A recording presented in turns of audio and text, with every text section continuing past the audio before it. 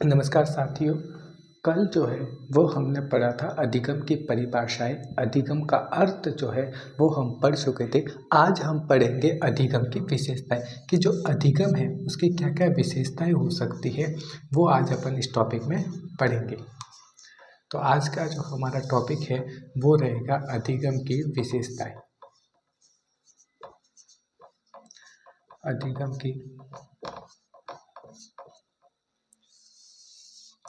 अधिगम की विशेषताएं। तो पहली बात मुझे ये बताइए कि अधिगम का जो है वो क्या अर्थ होता है, सीखना, और सीखने की क्या क्या विशेषताएं जो है वो हो सकती है। तो सबसे पहले तो जो है वो सीखना या फिर अधिगम, वो आप मुझे बताइए कि संपूर्ण जीवन चलता है या नहीं चलता।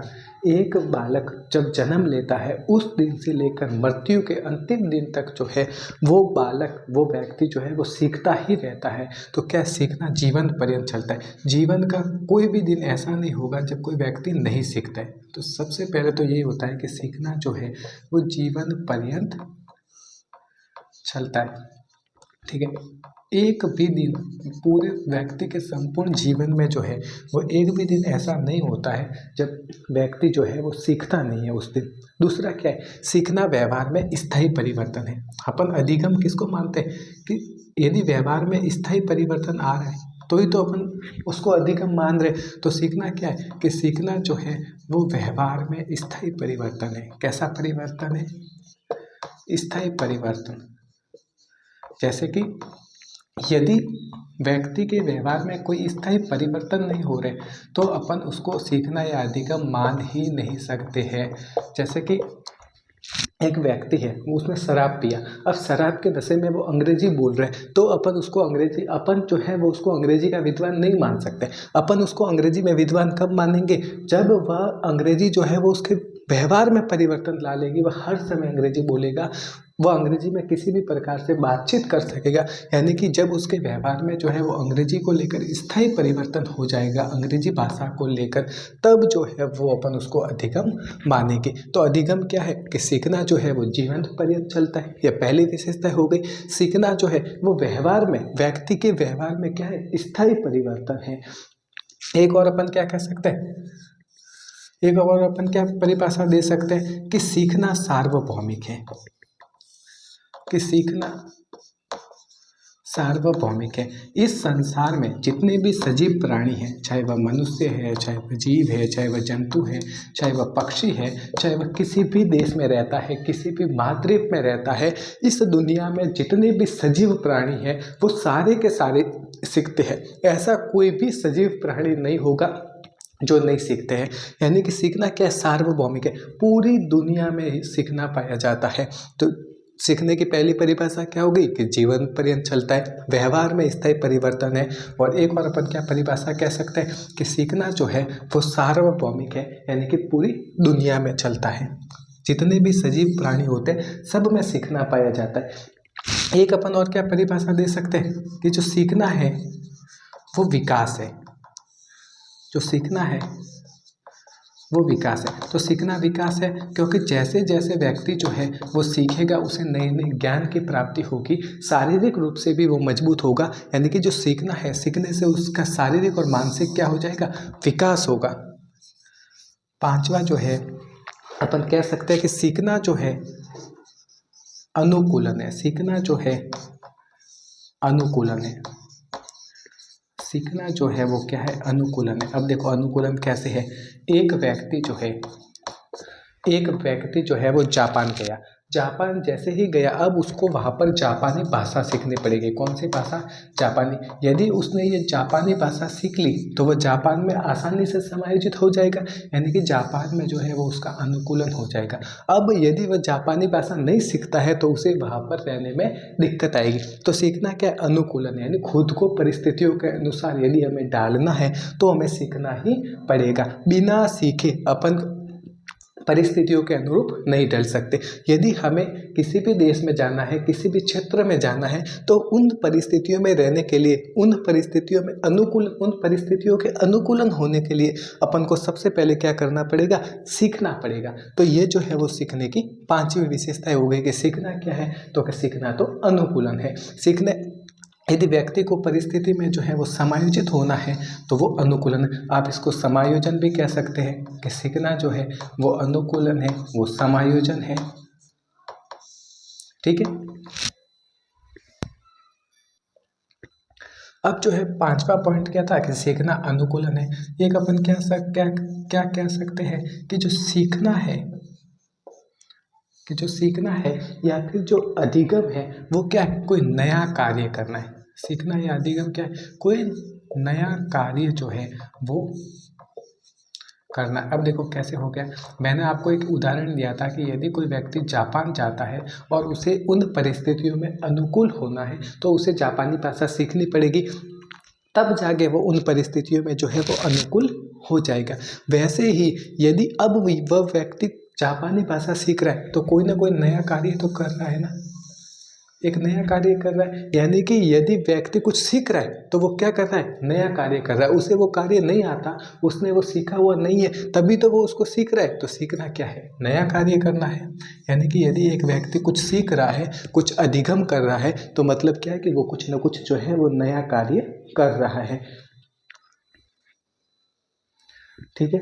अब है जो सीखना जो है वो क्या है, एक इसकी विशेषता अपन क्या कह सकते हैं कि जो सीखना है वो अनुभव एवं अभ्यास का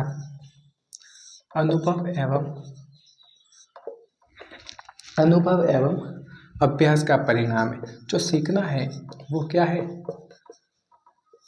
अनुभव एवं अभ्यास का परिणाम है। अब देखो कैसे है अनुभव एवं अभ्यास का परिणाम, वो मैं आपको बताता हूँ। एक बालक है, वो खेल रहा होता है। मैं एक ही उदाहरण से चलूँगा ताकि आपकी जो है वो उस उदाहरण को लेकर आप किसी भी समय उस उदाहरण को यूज कर सकें। एक बालक जो है वो खेल रहा होता है और अचानक से उसका हाथ जो है वो आग में जल जाता है। वो बालक तुरंत अपने हाथ को पीछे हटा देता है। अब जब भी कभी वो बालक आग को देखेगा उससे दूर रहेगा, उसमें हाथ नहीं डालेगा। तो उस बालक ने अपने पुराने अनुभवों से क्या सीखा कि आग में हाथ नहीं डालना है, आग में हाथ डालने से क्या होता है, हमारा हाथ जल जाता है। वैसे ही अभ्यास, एक व्यक्ति है वो कंप्यूटर पर टाइप करता है।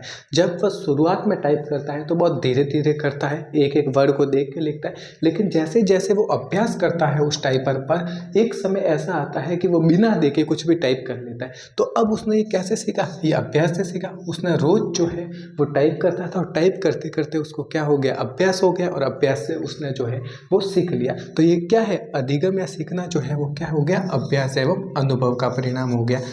अब अपन इसकी जो अगली विशेषता देखें तो वो क्या है कि सीखना जो है वो उद्देश्यपूर्ण होता है। जो सीखना है वो उद्देश्यपूर्ण होता है। सीखना क्या होता है, उद्देश्यपूर्ण। बिना उद्देश्य के कोई भी बात नहीं सीखी जाती है।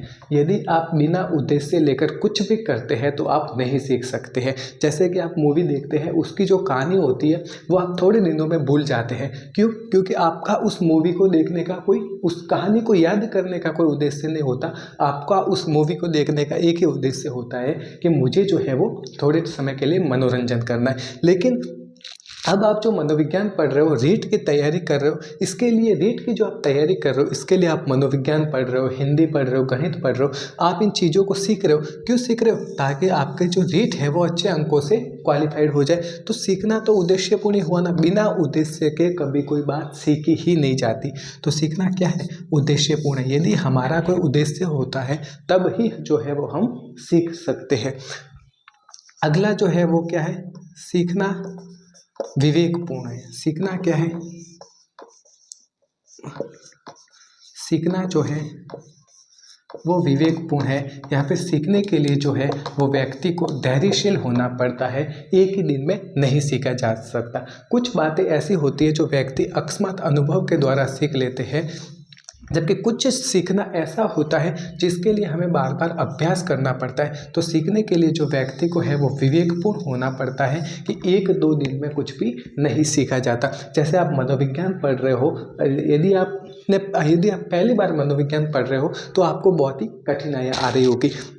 आपको जो है वो विवेकपूर्ण बनना पड़ेगा। जैसे ही आप विवेकपूर्ण बनेंगे, थोड़ा समय देंगे, तो धीरे धीरे जो सीखना है वो आपको आसान लगेगा। मनोविज्ञान सीखना तो सीखना क्या है, विवेकपूर्ण है। जो व्यक्ति विवेकपूर्ण होता है वो जल्दी सीखता है। अगला सीखने की एक और परिभाषा क्या हो सकती है कि सीखना जो है वो सक्रिय है। सीखना सीखना जो है वो सक्रिय है, यानी कि सीखने के लिए जो व्यक्ति है वो सक्रिय होता है। देख लो, आप कुछ भी सीख रहे हो, जैसे आप कंप्यूटर पे टाइप करना सीख रहे हो, तो आप सक्रिय होगे तभी तो आप जल्दी सीखोगे। यदि आप कुछ भी कार्य कर रहे हैं सीखने के लिए, तब आपको सक्रिय होना पड़ेगा। यदि आप मनोविज्ञान पढ़ रहे हो तब भी आप सक्रिय हो, तभी आप आसानी से पढ़ लोगे। लेकिन यदि आप मनोविज्ञान पढ़ रहे हो और आपका जो ध्यान है वो कहीं और है, यदि आप मनोविज्ञान पढ़ रहे हो और मनोविज्ञान पढ़ने में आपका ध्यान नहीं है, आप पढ़ या रहे हो और आपका जो मन है वो कहीं और जगह सक्रिय है, तब आप उस चीज़ को, उस मनोविज्ञान को नहीं सीख सकते हो। क्यों? क्योंकि आप सीखने में तो सक्रिय ही नहीं है। तो इस तरह से जो सीखना है वो क्या है, सक्रिय। जब आप किसी चीज़ में सक्रिय होगे तभी आप सीख पाएंगे, वरना जो है वो आप नहीं सीख सकते। एक इसके आगे और क्या विशेषता हो सकती है कि सीखना जो है वो व्यक्तिगत व सामाजिक, सीखना जो है वो व्यक्तिगत व सामाजिक कि जो सीखना है वो व्यक्तिगत व सामाजिक दोनों है। अब देखो दोनों कैसे हैं, मैं आपको बताता हूँ। सीखना जो है वो व्यक्तिगत और सामाजिक दोनों है। एक व्यक्ति जो है वो कुछ बातें ऐसे सीखता है जो वह अपने आप अनुभवों के माध्यम से सीखता है, खुद के अनुभवों से। सामाजिक, जबकि वो कुछ चीज़ें, बातें ऐसी होती है जो उसको समाज सिखाती है, समाज के द्वारा वह सीखता है, दूसरे लोगों को देख के सीखता है। यानी कि कुछ चीज़ें ऐसी होती है जो व्यक्ति खुद के अनुभवों के द्वारा सीखता है। जैसे कि एक बालक है जो आग में हाथ डाल देता है, अगली बार जब भी वह आग को देखेगा अपना हाथ निकाल देगा। ये उसने अपने अनुभवों के माध्यम से सीखा है। तो ये जो है वो व्यक्तिगत सीखना हो गया। जबकि जो सामाजिक है, यानी कि वो समाज को देखकर सीखता है। जैसे कि एक बालक है जो ऐसे समाज में रहता है जहाँ गाली देने का प्रचलन हो, नशा ज़्यादा होता हो, ऐसे समाज में रहता है, तो वो बालक जो है उन लोगों को देखकर खुद भी नशा करना सीख जाएगा, गाली देना सीख जाएगा। जबकि एक बालक है वो ऐसे समाज में रहता हो जो पढ़ा लिखा हो, नशा नहीं हो, सभ्य समाज हो, तो वो बालक भी सभ्य बन जाएगा। तो सीखना जो है वो व्यक्तिगत भी होता है और सामाजिक भी होता है। लेकिन जो सामाजिक है वो अधिक होता है। सामाजिक क्या होता है, अधिक होता है। एक बालक जो है वो एक बालक है वो जितना कुछ भी सीखता है अपने पूरे जीवन में, उसमें जो है वो सबसे अधिक समाज से सीखता है। इसलिए कहा जाता है कि जो एक स्वस्थ समाज है वही एक अच्छे नागरिक का निर्माण कर सकता है। तो सीखना व्यक्तिगत व सामाजिक दोनों है, लेकिन अधिक कौन सा है, तो अधिक सामाजिक है। ये अपन को ध्यान रखना है।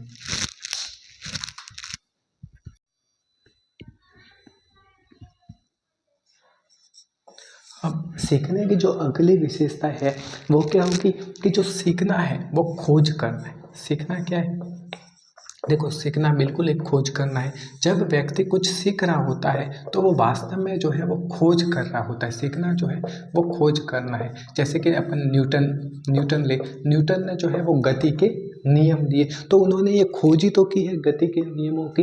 वैसे ही जो बहुत सारे मनोवैज्ञानिक हैं, उन्होंने जब सीखा किसी चीज़ को तो बहुत सारे जो है वो नियमों की खोज हो गई। तो सीखना क्या है, खोज करना है। जैसे एक व्यक्ति यदि चाइना में चला जाए, वो वहाँ पे चाइनीज भाषा, उस परिस्थितियों में जो है अनुकूलन होने के लिए उसे चाइनीज भाषा सीखनी पड़ेगी। अब जैसे ही वो यदि चाइना की भाषा सीखेगा तो वहाँ के जो है वो नए नए शब्दों को बाहर निकालेगा। उन नए नए शब्दों की जो है वो क्या करेगा, खोज करेगा। वैसे ही यदि आप मनोविज्ञान पढ़ोगे तो मनोविज्ञान में जो है वो आप नए नए सिद्धांतों की जो है वो खोज करोगे। तो सीखना वास्तव में क्या है, सीखना वास्तव में एक खोज करना है। आप जब सीख रहे होते हैं तब आप क्या करते हैं, तब आप खोज कर रहे होते हैं। तो सीखना जो है वो क्या करना है, खोज करना है। अब आगे जो है वो अपन क्या कह सकते हैं कि जो सीखना है वो सर्वांगीण विकास में सहायक है। सीखना जो है वो सर्वांगीण विकास में सहायक है। बिना सीखे व्यक्ति का सर्वांगीण विकास हो ही नहीं सकता।